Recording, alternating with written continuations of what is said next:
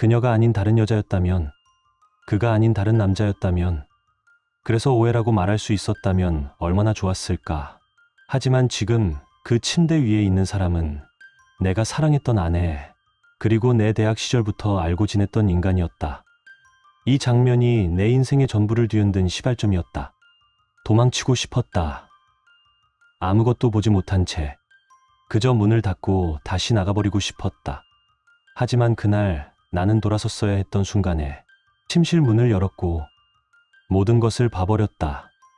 침묵 속에 서로의 숨결만 가득한 그 공간, 침대 위 포개진 두 사람의 실루엣, 나를 향해 돌아보는 놀라움과 당혹함이 섞인 두 쌍의 눈동자.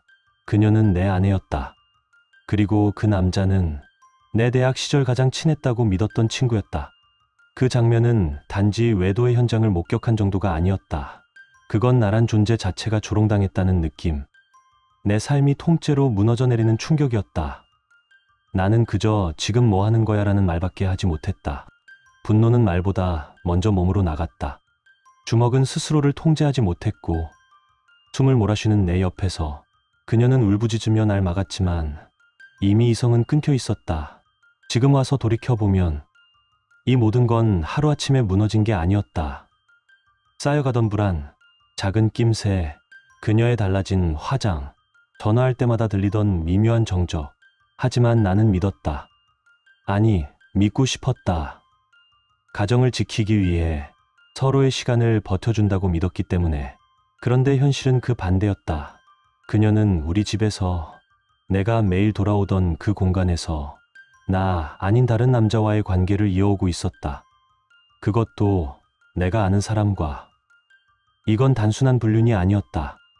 배신이었고 모욕이었으며 인간으로서의 존엄을 짓밟는 일이었다. 그날의 나는 그저 남편이 아니었다.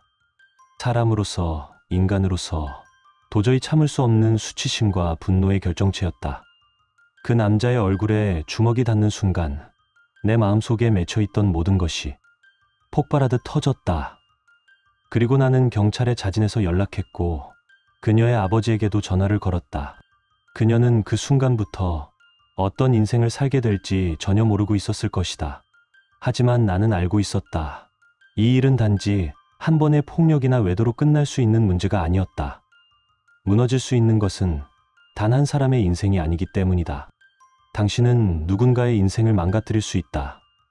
하지만 잊지 말아야 할 것은 그 선택에는 반드시 대가가 따른다는 것이다. 이제 그들의 대가는 시작되었을 뿐이다. 결말은 여러분의 예상을 완전히 뒤엎을지도 모릅니다. 여러분의 생각은 어떠셨나요? 댓글로 꼭 남겨주세요. 구독과 좋아요도 잊지 마시고 방탐정의 이중 파일과 함께 더 놀랍고 흥미로운 이야기 속으로 떠나봐요. 서울 성북동의 한 아파트. 오후 2시 40분. 회사에서 컨디션이 좋지 않아 조퇴했다. 늘 야근으로 바쁜 요즘 이렇게 이른 시간에 집에 오는 건 정말 오랜만이었다. 엘리베이터에서 내려 복도로 들어서는데 문 앞에서 이상한 기운이 감지됐다. 현관 앞에 놓인 낯선 남성용 구두 한 켤레. 그 순간 심장이 쿵 하고 떨어졌다. 서진이 누군가를 집에 들였다는 사실만으로도 이상했지만 그게 남자일지도 모른다는 상상이 스쳐 지나간 순간 나는 온몸이 얼어붙었다. 손이 저절로 주머니 속 핸드폰을 향했다. 조용히 녹음 버튼을 누르고 깊게 숨을 들이켰다. 도어락 소리가 조용히 울렸고 문이 열렸다. 그 순간 들렸다. 익숙하지 않은 낮은 남자의 목소리. 분명 누군가 안에 있었다.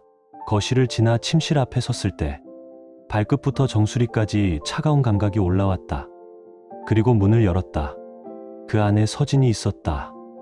그리고 낯선 남자 이도윤. 두 사람은 침대 위에 함께 있었다. 엉켜있는 시트, 남겨진 체온, 어지러운 숨결. 시간이 멈췄다. 지금 뭐 하는 거야? 내가 그렇게 말했다는 것도 어떻게 입이 열렸는지도 기억나지 않는다. 단지 입안 가득 차오른 분노가 나를 대신해 외친 것 같다. 서진이 놀란 눈으로 나를 바라봤다. 그 눈은 마치 도둑질하다 들킨 아이처럼 당황했고 도윤은 어색하게 벌떡 일어나려 했지만 나는 이미 그를 향해 주먹을 쥐고 있었다. 강도연, 왜 지금? 그녀는 말하려 했지만 나는 듣지 않았다. 머릿속은 하였고 손끝은 떨렸고 그날의 모든 현실이 부정되고 싶었다. 그녀가 아닌 다른 여자였다면, 그가 아닌 다른 남자였다면, 그래서 오해라고 말할 수 있었다면 얼마나 좋았을까. 하지만 지금 그 침대 위에 있는 사람은 내가 사랑했던 아내, 그리고 내 대학 시절부터 알고 지냈던 인간이었다. 내가 내 집에서 내 아내랑 그 순간 나는 이성을 잃었다. 주먹이 올라갔고 그대로 도윤의 얼굴에 꽂혔다. 이마가 벌겋게 붓고 그의 몸이 침대 옆으로 굴러떨어졌다. 서진은 비명을 지르며 막았지만 이미 내 귀에는 아무 소리도 들리지 않았다.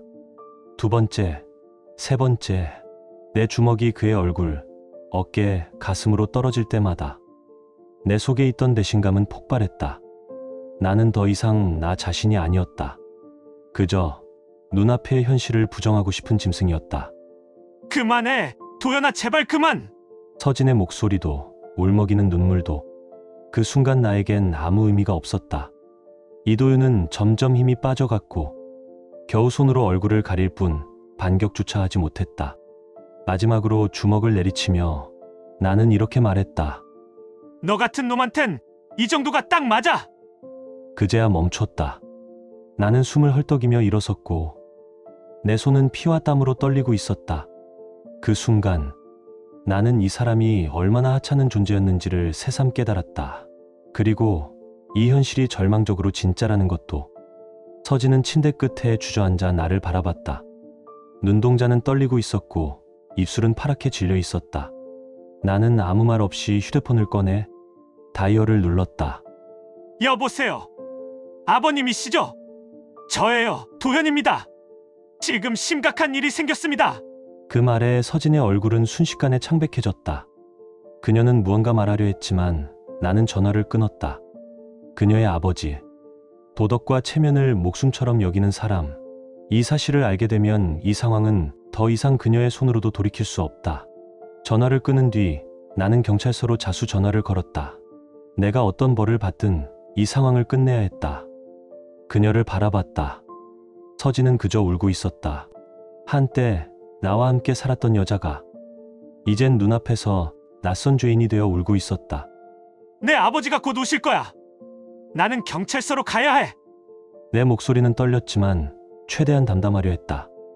뒤에서 신음소리가 났다. 이도윤이 다시 몸을 일으키려 하자 나는 조용히 말했다. 움직이지 마. 그리고 마지막으로 그들에게 말했다. 나야 상해죄로 잡혀갈 수도 있어. 하지만 너희들도 똑같아. 명백한 불륜이야.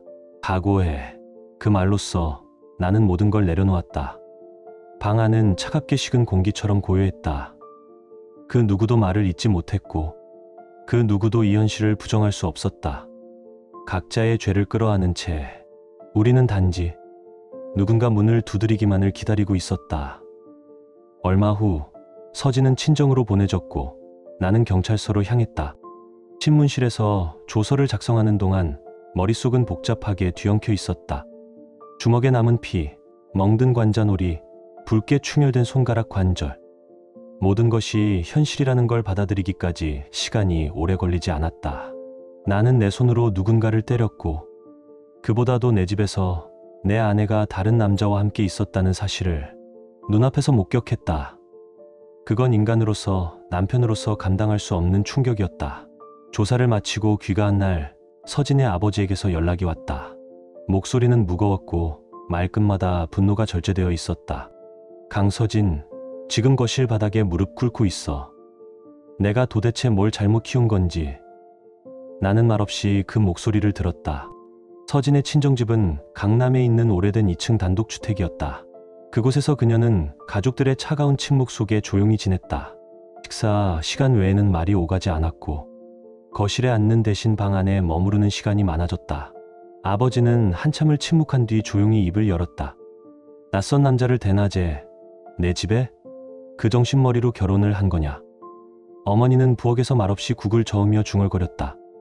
도연이가 무슨 죄냐? 그 착한 애가. 그녀의 휴대폰은 아버지가 보관하고 있었고 가족들은 서진에게 외부와의 접촉을 자제하라고 권유했다. 창밖을 멍하니 바라보는 시간만 늘어갔다. 나는 그 사실을 나중에 들었다. 놀랍지도 않았다. 그녀의 아버지는 명예와 체면을 인생의 중심에 두고 사는 분이었다. 어쩌면 나보다 더 크게 배신감을 느꼈을 사람. 도윤은 병원으로 이송되었다. 입술이 터지고 광대뼈 주변이 부어 있었다고 한다. 사흘 후 서진의 부모는 병원에서 돌아왔다. 그날 저녁 그녀의 아버지는 현관문을 열며 말했다. 도윤이네도 유부남이란다. 그 한마디에 집 안의 공기가 바뀌었다.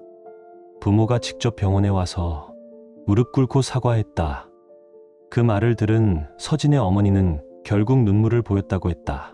서로 부모 입장에서 이게 무슨 꼴이니? 어머니는 부엌으로 돌아가 조용히 국을 저었고 서진은 식탁에 앉지 못한 채 벽 쪽에 앉아 있었다. 며칠 뒤 어머니가 조용히 그녀에게 말을 걸었다.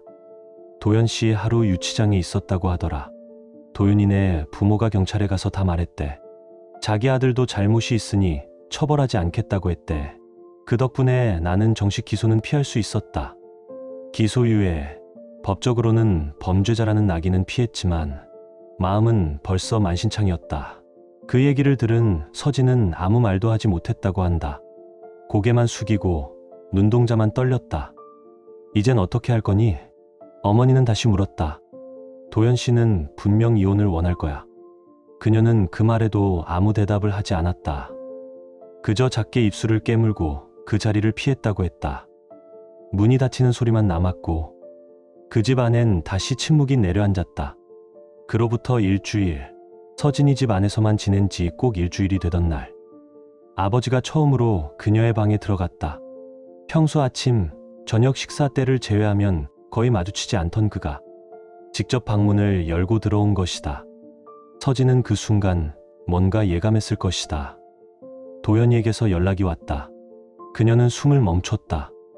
이혼하겠대. 그리고 위자료도 청구할 거라고 하더구나.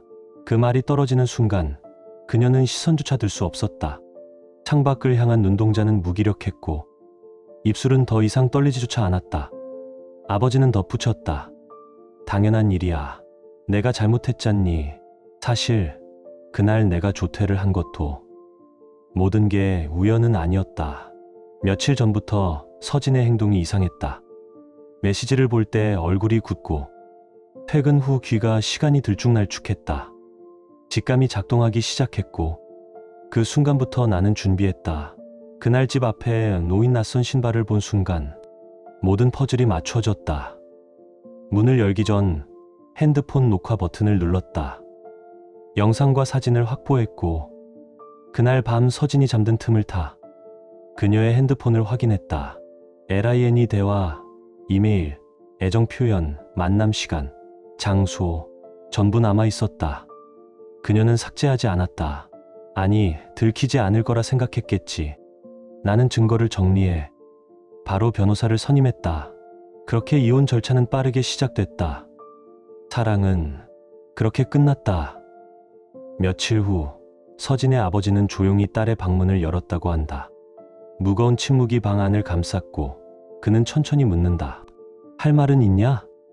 하지만 그녀는 아무 대답도 하지 못했다.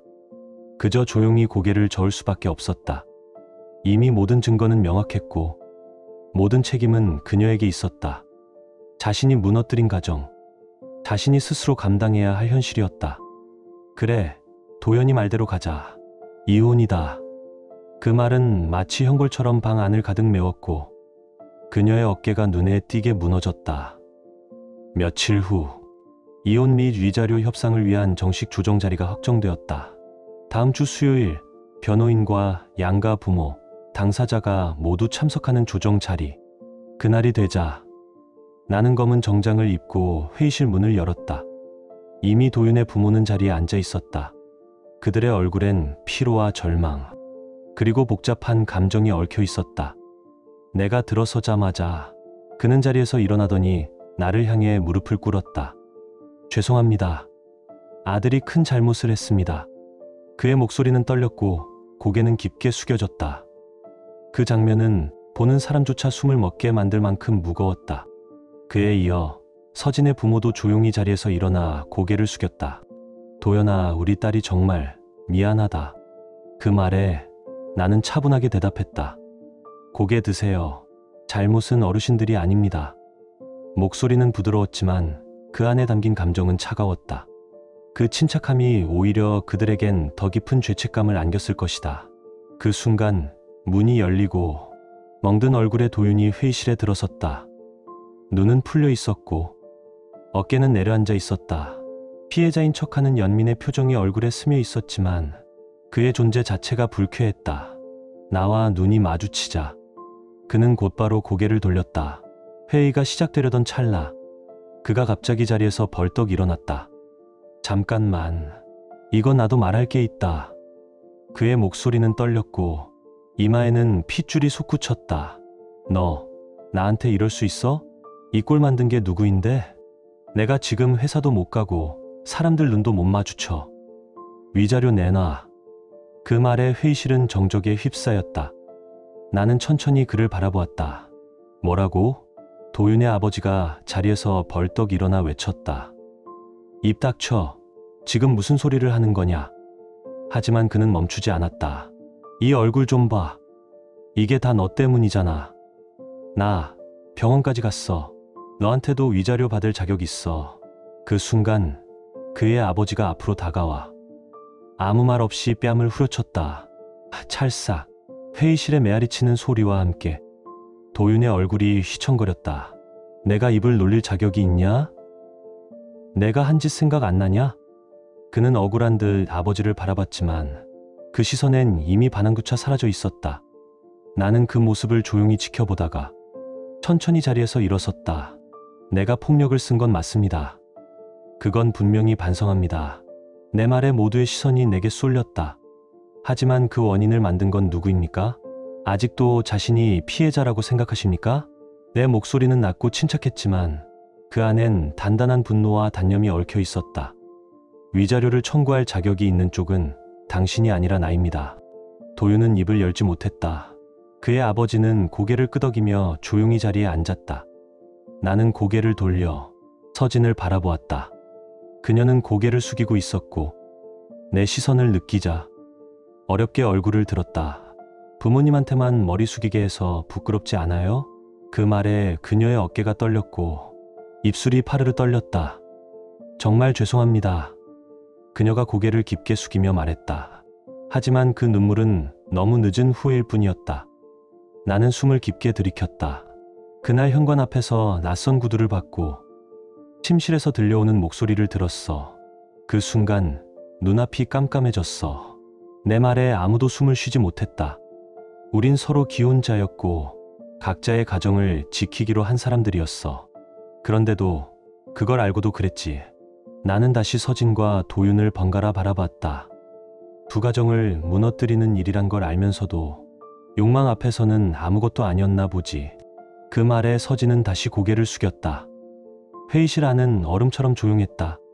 그 순간 변호사가 조심스럽게 입을 열었다. 지금부터 위자료 및 이혼에 대해 협의하도록 하겠습니다. 그는 문서를 펼치고 조심스럽게 읽어 내려갔다. 한서진 씨에겐 이혼과 함께 6천만 원의 위자료를 청구합니다. 6천만 원? 서진이 작게 중얼거렸다. 그리고 이도윤 씨에겐 5천만 원의 위자료를 청구합니다. 도윤이 다시 벌떡 일어났다. 말도 안 돼. 내가 병원에 갔다니까? 나야말로 위자료 받아야 해. 그는 분노로 얼굴이 붉어졌고 자리에서 발을 구르며 내게 소리쳤다. 너 내 얼굴 이렇게 만들어 놓고 뻔뻔하게 앉아있을 수 있어? 나는 조용히 그러나 또렷하게 말했다. 아직도 내가 피해자라고 생각하나 보지. 그 한마디에 회의실은 다시 정적에 잠겼다. 그 순간 도윤의 아버지가 분노를 참지 못한 채 자리에서 벌떡 일어나 아들의 뺨을 세게 후려쳤다. 수치스러운 줄 알아. 피해자는 내 아내와 그 남편이야. 너 아니라고. 건조하고 묵직한 소리가 회의실에 메아리쳤고 도윤은 충격에 멈칫한 채 얼어붙었다. 그의 얼굴엔 분노와 창피함이 섞인 어정쩡한 표정만이 남아있었다. 하지만 아무도 그를 동정하지 않았다. 회의실 안은 다시 숨이 막히는 듯한 정적에 잠겼다. 나는 천천히 서진 쪽으로 시선을 돌렸다. 너 부모님한테만 머리 조아리게 해서 부끄럽지 않냐? 그 말에 서진은 울먹이며 고개를 숙였다. 정말 죄송합니다. 그 목소리는 떨렸지만 그 눈물은 내게 아무런 울림도 주지 않았다. 나는 고개를 저으며 조용히 말했다. 이미 늦었어. 그날 그 장면을 본 순간 내 마음은 끝났어. 회의실에 다시 변호사의 목소리가 울려 퍼졌다. 한서진 씨의 위자료는 6천만 원, 이도윤 씨는 5천만 원. 각자 부모님이 선납하시고 두 분이 매달 상환하는 방식으로 정리하겠습니다. 서진의 아버지는 한숨을 깊게 내쉬며 입을 열었다. 딸의 잘못입니다. 저희가 우선 부담하겠습니다. 하지만 매달 꼬박꼬박 갚게 할 겁니다. 절대 봐주지 않을 겁니다. 나는 말없이 고개를 끄덕였다. 문서가 회의 테이블 위에 펼쳐지고 각자의 이름이 적힌 서류가 앞에 놓였다. 펜을 쥐는 서진의 손이 떨리는 것이 눈에 보였고 도윤은 여전히 낯빛이 풀리지 않은 채 억울한 듯 입술을 깨물고 있었다. 그러나 내 마음엔 더 이상 미련도 흔들림도 없었다. 펜 끝이 종이에 닿고 사각거리는 소리가 이어졌다. 서명 한 줄로 6해의 결혼 생활은 마침표를 찍었다. 돌이킬 수도 없고 되감을 수도 없었다. 그때 회의실 문이 조용히 열렸다. 모두의 시선이 그쪽으로 쏠렸다. 검은 정장을 입은 여성이 조용히 들어왔다. 30 초반쯤 되어 보이는 단정한 얼굴, 차분하게 묶은 긴 흑발. 그리고 아무리 감추려 해도 숨길 수 없는 눈가에 번진 피로와 붉은 흔적. 그녀가 입술을 다문 채 회의실 가운데로 걸어 들어올 때 도윤의 얼굴이 새하얗게 질려갔다. 나는 한눈에 그녀가 누구인지 알아챘다. 정다은, 도윤의 아내였다. 그녀는 조용히 입을 열었다. 실례하겠습니다. 저는 이도윤의 아내입니다. 공기가 정지한 듯한 순간이었다. 숨소리조차 멎은 채 회의실은 완벽한 정적에 감싸였다. 친구에게 들었습니다. 남편이 외도를 했다는 걸. 그녀는 내 쪽을 바라보았다.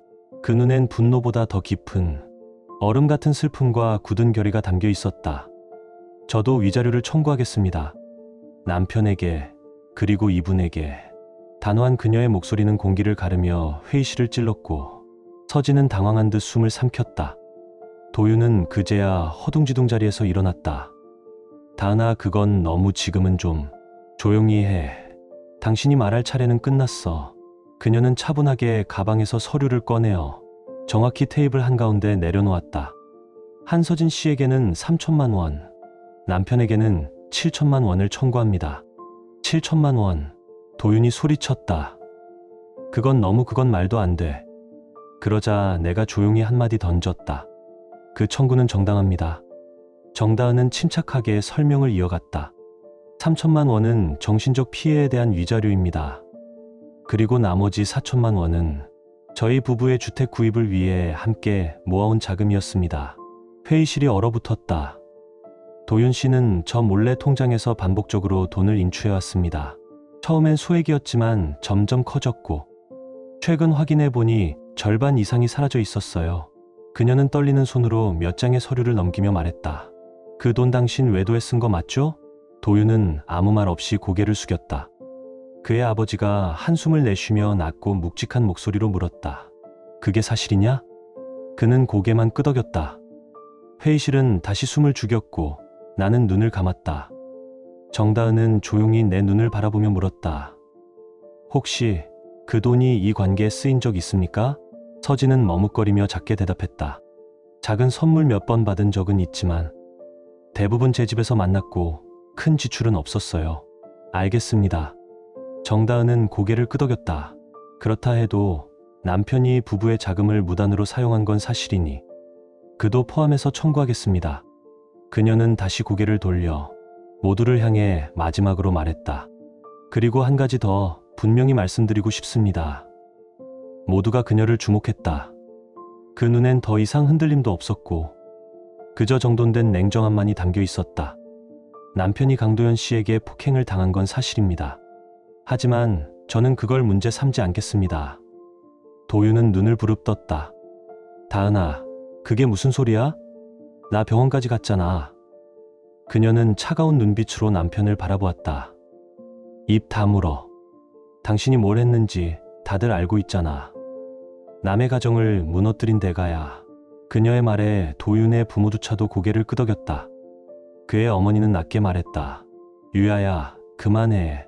내가 받은 상처보다 우리가 받은 수치가 더 커. 도윤은 그제야 주변을 둘러봤다. 자신의 편이 아무도 없다는 걸 느끼고는 서서히 고개를 떨궜다. 그 얼굴엔 억울함도 분노도 사라지고 남은 건 오직 수치심뿐이었다. 서진은 편의점에서 아르바이트를 시작한 첫날 유니폼을 입고 거울 앞에 섰을 때 잠시 멍하니 자신을 바라봤다고 한다. 나는 어떻게 여기까지 온 걸까?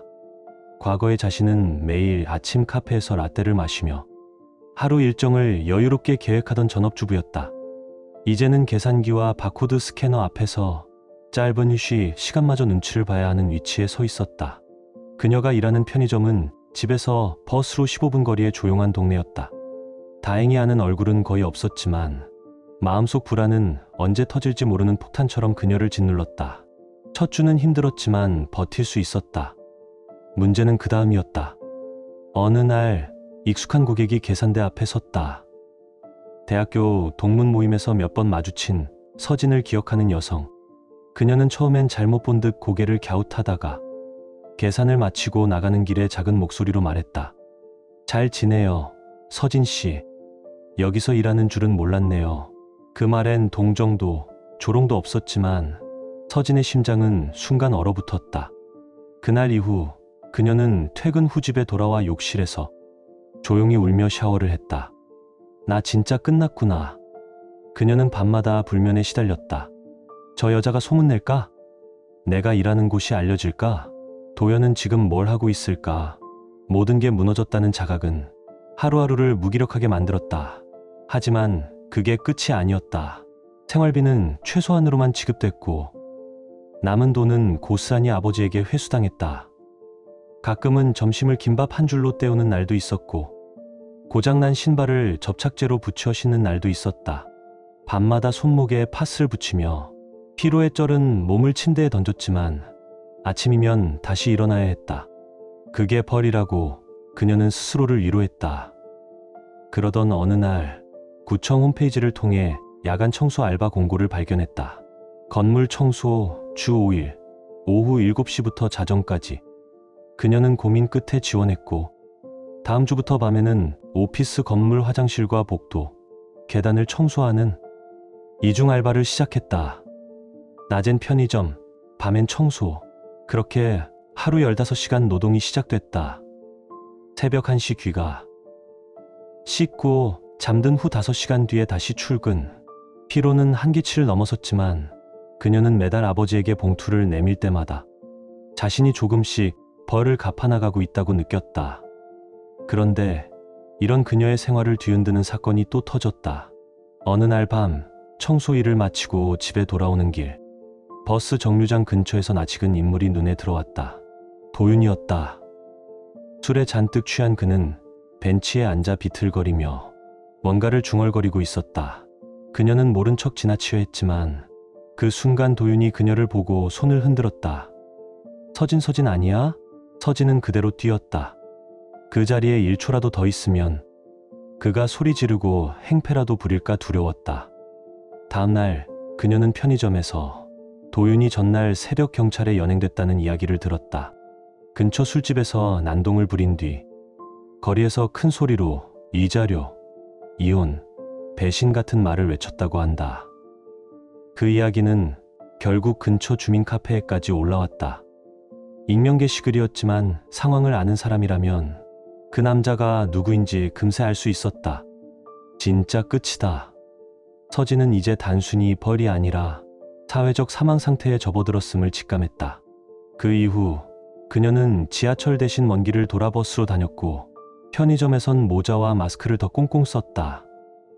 누가 알아볼까 봐 그녀는 늘 고개를 숙이고 누군가 시선을 주기만 해도 움찔했다. 그러던 중 정다은이 위자료와 함께 남편이 사용한 주택 자금을 회수하지 못했다는 소문이 돌았다.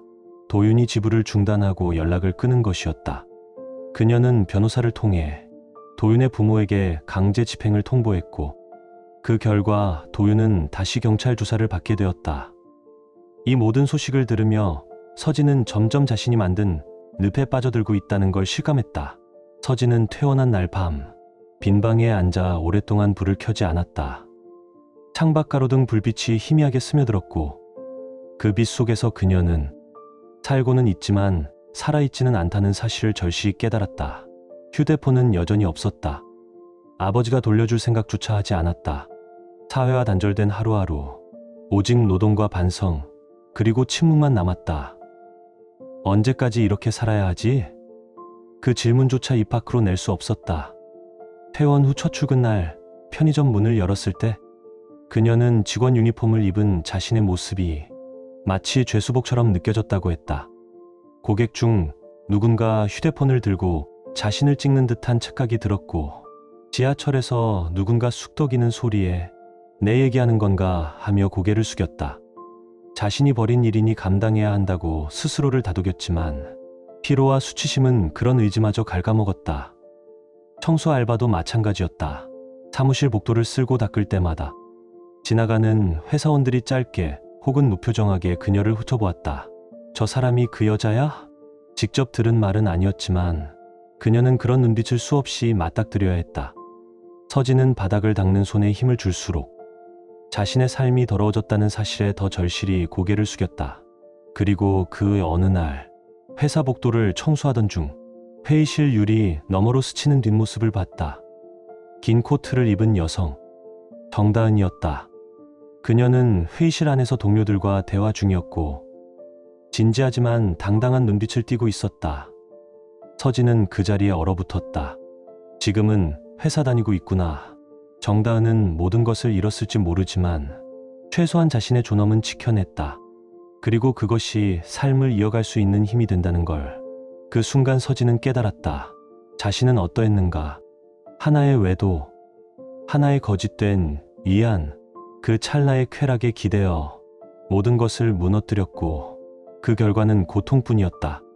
서진은 정다은과 눈이 마주치지 않게 고개를 돌리고 돌아섰다. 그러나 발걸음이 무겁고 손은 떨렸으며 심장은 쥐어짜듯 조여왔다. 퇴근 후 귀가하자마자 아버지는 물었다. 월급날이지? 내놔. 서진은 봉투를 꺼내 조심스럽게 건넸다. 아버지는 봉투를 들춰보지도 않고 탁자 서랍에 넣었다. 이번 달 생활비는 20만 원이다. 남는 돈으로 간식 사 먹을 생각 말고 병원비도 갚아야 해. 네. 그녀는 더 이상 불평할 자격도 없다는 걸 안다. 그러나 고개를 돌릴 틈조차 없이 일하고 숨 쉴 공간 없이 벌어들이는 돈이 자신의 손에 한 푼도 남지 않는 현실이 비로소 형벌처럼 느껴졌다. 어느 날 편의점에 들어선 젊은 여성이 무표정한 얼굴로 그녀에게 말했다. 여기서 일하세요? 그 사람 아는 사이인데요. 서진은 얼굴이 하얗게 질렸다. 말없이 계산을 마치고 여성을 보냈지만 그날 하루 종일 손끝이 떨렸다. 이제 진짜 아무도 내 편은 없겠구나. 다음날 아침 그녀는 편의점 출근길에 자신도 모르게 눈물을 흘렸다. 숨기려 해도 목을대가 떨렸고 마스크 안으로 뜨거운 숨이 고여왔다. 그때로 돌아간다면 하지만 되돌릴 수는 없다. 새벽 2시 20분 오늘도 청소 도구를 정리한 후 작은 창고에 불을 끄고 계단을 내려왔다. 비가 내리고 있었다. 가늘고 조용한 빗방울이 도시의 소음을 씻어내듯 모든 것을 잠재우고 있었다. 서진은 비를 피하지 않았다. 우산도 없이 고개를 숙인 채 천천히 걷기 시작했다. 가방 속에서 일회용 장갑 한 켤레가 튀어나와 축축하게 젖었다. 그녀는 그 장갑을 버리지 않았다. 그건 그녀가 버티며 살아온 흔적이자 자신이 선택한 대가를 품은 물건처럼 느껴졌기 때문이다. 빗물이 뺨을 타고 흘렀지만 이젠 눈물인지 아닌지도 구별되지 않았다. 얼마나 걸었을까? 그녀는 골목 어귀에 다다랐다. 가끔 친구들과 웃으며 지나던 그 길. 지금은 친구도 없고 웃음도 사라진 곳. 하지만 놀랍게도 그녀는 발걸음을 멈추지 않았다. 몇 달 전이었다면 그 자리에 주저앉아 울었을지도 모른다. 혹은 다시는 일어나지 못할 만큼 무너졌을지도. 하지만 오늘의 그녀는 달랐다. 똑같이 지쳐 있었지만 주저앉지 않았다. 비에 젖은 슬리퍼에서 찰박찰박 소리가 날 때마다 그녀는 스스로에게 조용히 다짐하듯 중얼거렸다. 오늘도 버텼어. 내일도 버텨볼게. 그 말에는 다짐보다 포기가 많았고 희망보다 체념이 많았지만 그래도 분명 그녀는 앞으로 걸어가고 있었다. 집에 도착하니 시계는 새벽 3시를 넘고 있었다. 문을 열자마자 아버지의 방문이 벌컥 열리고 날카로운 눈빛이 쏟아졌다. 오늘은 왜 이렇게 늦었어? 청소하다가 넘어졌어요. 괜찮아요. 그 말에 아버지는 한숨만 쉬고 문을 닫았다. 예전 같으면 핀잔이 이어졌을 말. 이젠 그조차 줄어들었다. 무관심이 아니라 체념. 그것이 이 집의 공기가 되었다. 샤워를 마치고 조용히 방에 들어오자 벽에 걸린 낡은 시계가 똑딱똑딱 소리를 냈다. 그 소리를 들으며 서진은 이불을 덮었다. 그날 밤 그녀는 꿈을 꾸지 않았다. 아니, 어쩌면 더 이상 꿈꾸지 않게 된 걸지도 모른다. 다음 날 아침 햇살이 커튼 사이로 스며들었다.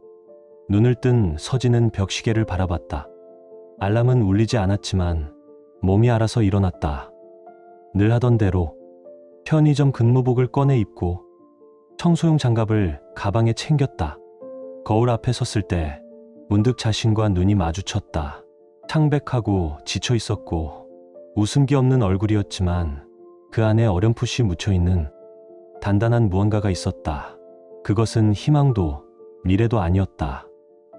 다만 책임과 감내. 그녀는 혼잣말처럼 중얼였다. 용서받지 못해도 살아낼 수는 있어. 그 말은 아주 오랜만에 그녀가 자신에게 건네는 조금은 따뜻한 위로였다.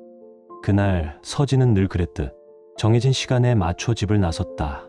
계단을 내려가는 발걸음은 무거웠지만 등은 처음으로 조금 펴져 있었다. 이야기는 여기서 끝나지 않는다. 언제까지 이 삶을 버틸 수 있을지는 알 수 없다. 그러나 그녀는 안다. 과거는 바꿀 수 없고 용서는 약속받을 수 없으며 삶은 그냥 계속될 뿐이라는 걸. 그러니 오늘도 내일도 한 걸음씩 걷기로 했다. 침묵 속에서 책임을 다하며 누구도 모르게 아무도 보지 않는 곳에서. 지금 당신의 마음은 어떤가요? 이야기를 읽으며 떠오른 감정이나 생각이 있다면 댓글로 나눠주세요. 당신의 진심 어린 한마디가 누군가에겐 큰 위로가 될 수 있습니다. 이 짧은 이야기 속에 작은 온기나 잊고 지낸 감정 하나라도 담겨 있었다면 그것만으로 이 이야기는 충분히 의미 있는 시간이었을 거예요. 좋아요와 구독 그리고 공유는 이런 따뜻한 이야기가 더 많은 사람의 하루에 조용히 스며들 수 있는 힘이 됩니다. 함께 해주셔서 고맙습니다. 당신의 하루에도 조용한 평안과 따뜻한 사람이 함께하길 진심으로 바랍니다. 지금 당신의 마음은 어떤가요? 이야기를 읽으며 떠오른 감정이나 생각이 있다면 댓글로 나눠주세요. 당신의 진심 어린 한마디가 누군가에겐 큰 위로가 될 수 있습니다.